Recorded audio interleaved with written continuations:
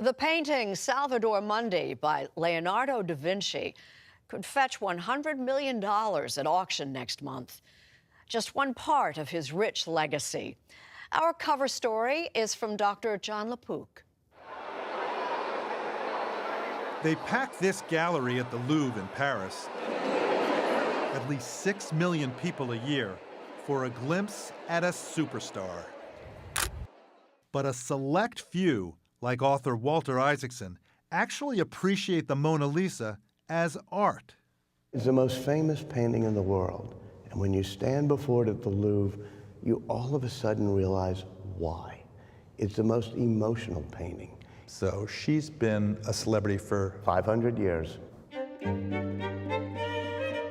We know a lot more about the celebrity artist who painted her than we do about Mona Lisa herself.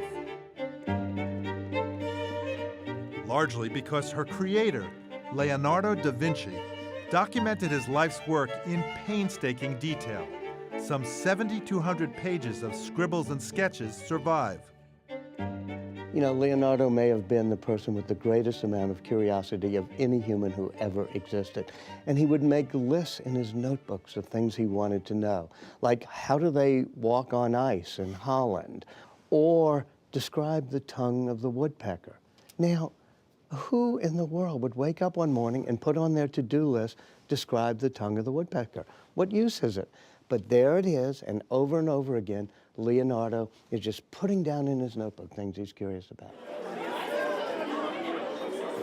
Walter Isaacson's curiosity has given us best-selling books about Albert Einstein and Apple's Steve Jobs.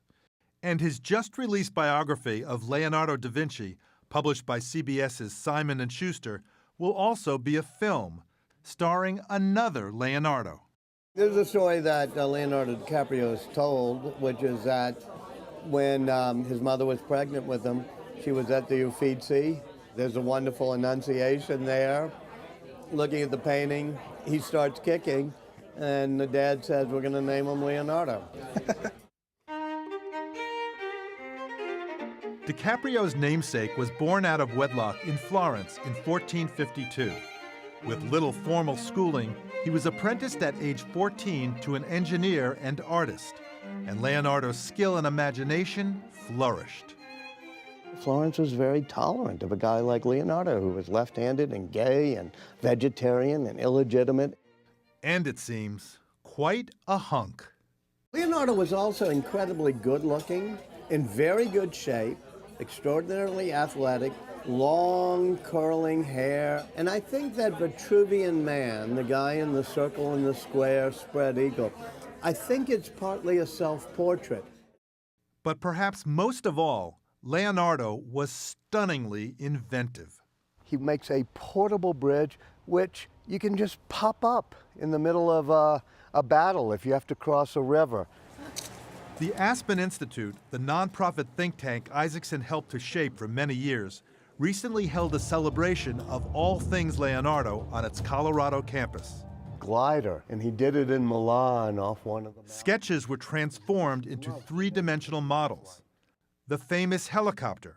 I think it was first designed for the theater, because he was doing all these amazing props, having people fly and descend and ascend on the stage. An underwater diving apparatus. He said it would be a great way to sort of attack ships. In fact, he kept secret some of the details for fear that the enemies could figure it out. But it's Leonardo's sketches that may set him apart. Okay, this is the big moment, right? Now so valuable that when curators at New York's Metropolitan Museum agreed to give us a peek, I'm actually nervous. Oh my goodness. at first they would only show us copies until we promised to limit exposure to our television lights. You know, when I saw these for the first time, it's like, oh my goodness, there's the hand of the artist. And it's just as if he were making it in front of me. Every time you see it, there's a new layer to appreciate. Here's the head of a man in profile. This is a design for a stage setting. A bear walking, and the head of the Virgin. Something's happening here. Something's caught her eye. She has turned her head. It's a study for many paintings he would do later, but you realize that he didn't just love objects. He understands how human movements reflect the emotions of the mind. Only one Leonardo painting is in the collection of an American museum, this portrait of Ginevra da Benci at the National Gallery of Art in Washington. How did it help change Renaissance painting? Well, up until then, Renaissance painting had sort of sharp lines, and Leonardo said that's not the way nature works. So there's a smokiness to the lines. But the great thing about this picture is you see a young Leonardo who's on the path to painting the Mona Lisa, but this isn't the Mona Lisa. There's something else uniquely Da Vinci about this portrait. Leonardo cared even about the parts unseen, so he paints the back of Ginevra da Benci. We realize, and he still has more to teach us. Leonardo even taught himself anatomy with dozens of human dissections. He documented how the aortic valve in the heart works, something researchers only confirmed in recent years. And then there's his knowledge of the eye. He realized that the center, when you're staring at something, you see the detail. And if you're slightly off, it goes to a different part of the retina. The harder you look directly at the Mona Lisa's lips, the more it looks like her lips are turned down. But as your eyes wander, she starts smiling at you. So it flickers. I couldn't help thinking when you described that, did Leonardo da Vinci figure out a way to have a painting flirt with the viewer? Yes. He figured out a way to have it interact. In the Mona Lisa, you see the combination of all of Leonardo's anatomy and science with his art. And what better way to discuss what may be this son of Florence's ultimate accomplishment, the Last Supper, than over an Italian meal? It begins with Jesus saying, "One of you shall betray me." And you watch it. It's almost like a wave. It reverberates out. Emotion, spirituality, and drama make this fresco one of the world's most admired works of art, studied down to the tiniest detail, which is how we discovered what may be the origin of one of our most familiar superstitions, a cause of bad luck.